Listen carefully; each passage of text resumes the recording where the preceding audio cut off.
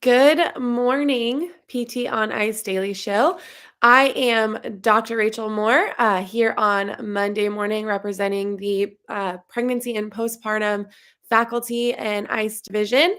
I just rolled in super late last night from the course that we had, live course we had in Rochester, New York this weekend, and it was so much fun. It was a huge group, and Alexis Morgan and Jess and I were there. It was wonderful. I'm here to talk to you guys this morning about marketing for the cash based pelvic PT part one. April Dominic is going to be on here talking about part two here in a few weeks, but I wanted to dive in and chat about a couple things coming up within our division before we get into that. So, we have our next live courses April 22nd in Oklahoma City. And then we actually have two chances to catch us on the road in May. May 6th in Mobile, Alabama, and May 6th in Grand Rapids, Michigan. And we have an exciting update to our live course that if you are somebody who maybe isn't interested in taking the internal portion of the course, whether it's because you don't intend on doing internal therapy or maybe you're a male and you're not comfortable in that space, we now have an option that allows you to step out during that one portion of the morning, which is the first part of the morning. Take that, watch a video that talks through what your colleagues are doing, what an internal exam looks like, so that you can understand it, and then gives you resources on how to refer to and when to refer to an ICE trained pelvic PT. So we're really excited about this update. We think it opens the doors for a lot more people who maybe were kind of intimidated by that internal piece or just not interested in that piece to come take our course because there's so much more information than just that. So, if you've been thinking about taking the pregnancy and postpartum course live, that is something to consider. Our next online cohort comes up on May 1st. That's our 8-week online course where we chat through all things female athlete, pregnant, and postpartum. So now that we are done with our updates on courses, let's talk about marketing. So, marketing is something that we're really not taught as physical therapists, most of us.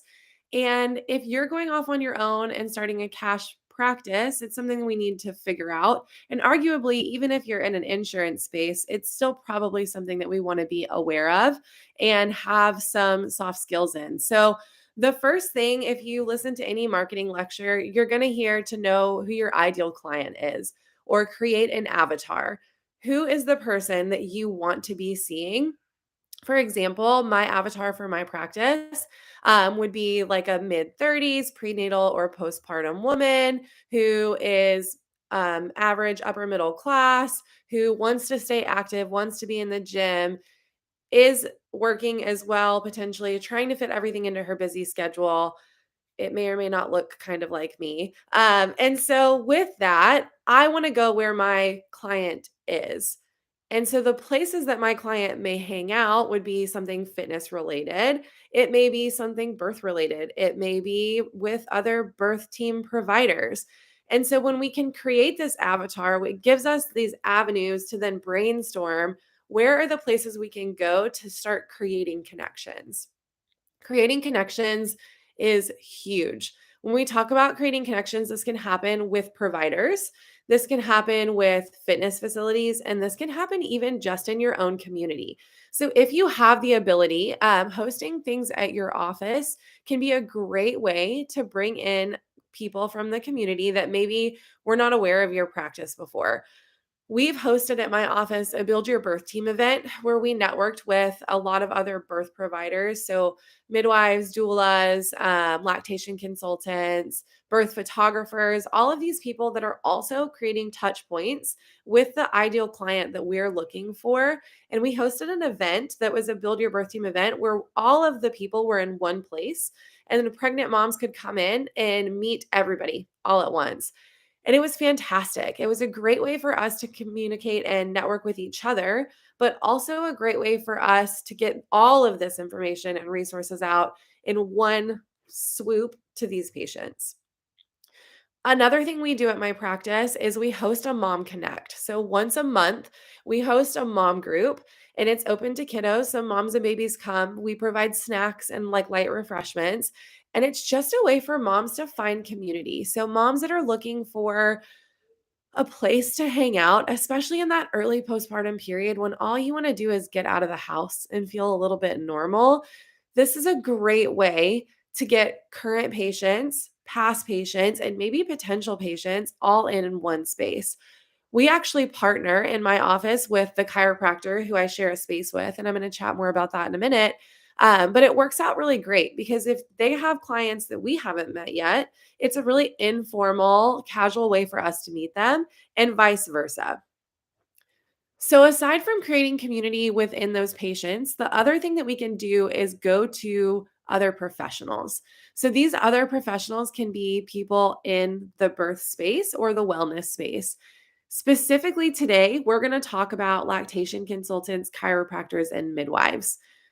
When it comes to lactation consultants, oftentimes they are a first line of defense for patients. They're some of the first people that are seeing these women postpartum in those early days. They're going maybe to their houses, or the moms are going into their offices, and so if we can connect with them and let them know the things that moms might mention or say that then helps them navigate them towards us, that can be super valuable in and of itself. Basically, teaching what our value is to these other providers. The other thing that we can do, I'm a huge fan of workshops, and I tend to do workshops, honestly, for free as a way to just give information out to my community because it is also a marketing and networking thing for me. But I'll do workshops with specifically lactation consultants talking about like nursing positions and neck pain and shoulder pain that may come up with these nursing positions, and how do we get ahead of that? So, what are the top 3 or top 5 exercises that a nursing mom needs to be aware of? And it's easy stuff, y'all. It's stuff like stretch your upper traps, do some shoulder blade squeezes, roll those shoulders back because everything we do is forward. I'm talking the low hanging fruit that you would just tell anybody on the street is a piece of cake, just kind of common thing to do. You can create a handout with those top 5 exercises on it, slap your brand on it, host a workshop, and then give the moms that digital download. And you just provided so much value to that lactation consultant's practice by her being or him being able to offer that workshop. And you provided value to these people who then may become clients down the road because they now see your branding and they see that you were already able to give them some value. The other provider we're going to chat about is chiropractors. So I'm actually in a really unique situation. I share an office with a chiropractor. We have kind of like a big mega office with a wall knocked down in between. She's a prenatal and postpartum chiropractor. And then we are obviously pelvic floor physical therapist. I also have a pediatric physical therapist on staff. And so when we are in this space where we are physically connected, it's really easy to have those collaborative relationships. But you don't have to just have those relationships with people you're actually physically connected to. My top referral sources here in Texas are prenatal and postpartum chiropractors. It's been really wonderful getting to connect with that community of providers and honestly sometimes have a bias check, learn a little bit more, educate them on things that we do as a profession and then what we specifically do as pelvic floor PTs and how we can help their patients. And so a lot of times I'll have moms, if they're seeing the chiropractor, they may immediately come see me right after, and we can really focus the rest of our session on loading because maybe they had all their hands on work with the chiro. So it's really nice to create those collaborative relationships with other providers that are seeing patients in your area that are seeing the same type of person you're looking for. The last person we're going to chat about today are midwives. So, when we talk about birth professionals, there's typically the two camps of OBs and midwives. We're going to chat on the midwife side of things today. Midwives are a fabulous resource. You can find them in hospitals, you can find them in birth centers, you can find home birth midwives.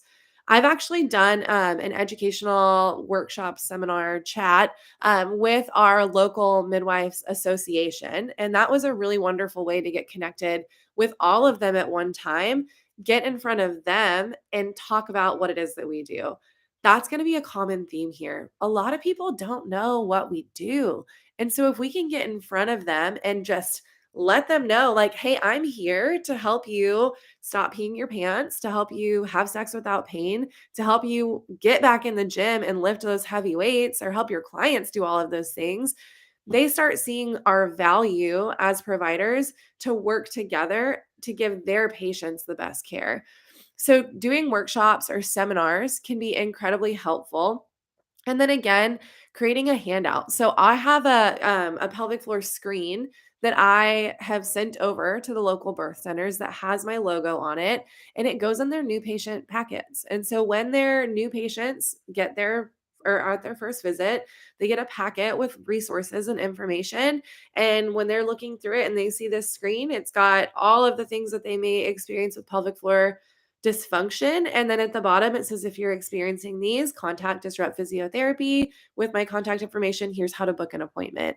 And so they're getting that handout anyway. It takes that work away. Just create that flyer on Canva and print it off and make those connections so that they can get into the hands of the patients that you're looking for.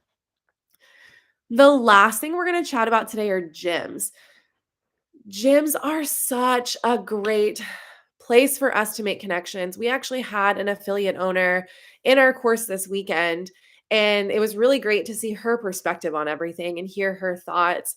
And she at one point was like, "You guys have got to get into gym spaces. We don't know that you're out there. We don't know that this level of PT and this thing exists and we need you." That's powerful, y'all. That's awesome.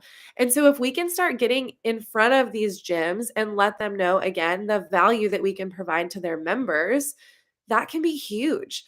It can be incredibly helpful to educate a mom who is 10 weeks pregnant, who thinks that she has to stop doing CrossFit and is going to go put her membership on hold at the gym down the street for the next 6 to however many months if it's postpartum. That's money out of the CrossFit affiliate owner's pocket. And so if we can partner with them, educate their members on what we can provide and how we can help them stay in the gym, then everybody wins, right? So when you're going to make these connections, I always think I coach CrossFit as well. And I hate when people come in the middle of my class and they're like, "Hey, let me tell you this thing that I'm selling." No, I am focusing on what I'm doing. I'm coaching my athletes. I don't have time to talk to you. So that's my number one recommendation is if you're going to do a drop in or like a drive by visit, do it at a time that classes are not going on because the coaches do not have time to stop and talk with you. I always reach out ahead of time if I can through social media or through contact forms on their websites. It's not to say that you can't go into these places on like a cold call type of situation, but you just want to be aware and respect their time when you're doing that. Once you get there, another great thing to do is do a drop in to the class. Like go to the gym, work out there, be a part of that community. If it's only one time, that's still great. Show them that you're about it. People follow people. We preach that a lot at ICE. And so if you can get in front of these communities and show them, like, hey, look, I want you to deadlift because I'm going to be deadlifting right beside you, that's powerful. We can also talk to our current patients, ask our current patients what gym they go to, and chat with them about if their gym would be open to hosting a workshop. If you have a patient who is crushing it postpartum and all of the people at her gym just think that she is amazing because how did she do this? She can be your advertisement. Chat with her about that. Go back to your gym, talk to your coaches. Do the other moms in your class want to do a workshop and learn more about pelvic floor as well? If so, great. Let's get it scheduled. And if it's not CrossFit gyms that you're looking for or working with, that's totally fine. We want to look for like mom centric classes or again, places your avatar is going to hang out. So we're thinking places with childcare, outdoor stroller classes, or things that are geared more towards women. There's like a whole chain of gyms that's women only. Burn boot camps are a great place to reach out because they have a fabulous childcare program at a lot of their locations. And so when we're thinking about reaching gyms, we're not just thinking CrossFit. Yes, that's a lot of what we do, particularly in the ICE space, particularly in the CMFA division.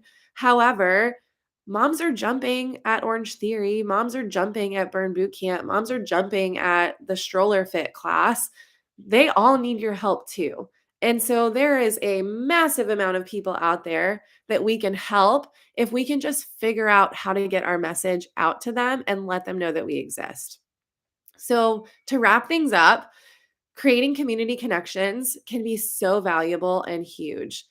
Understand who your avatar is and go where they are, whether that is to other providers like lactation consultants, chiropractors, or midwives, or it's the places that they're working out and hanging out. I hope you guys learned something today. April is going to be on here in a few weeks with part two of marketing for the pelvic PT. I hope you guys have a fabulous Monday, and thanks for tuning in this morning.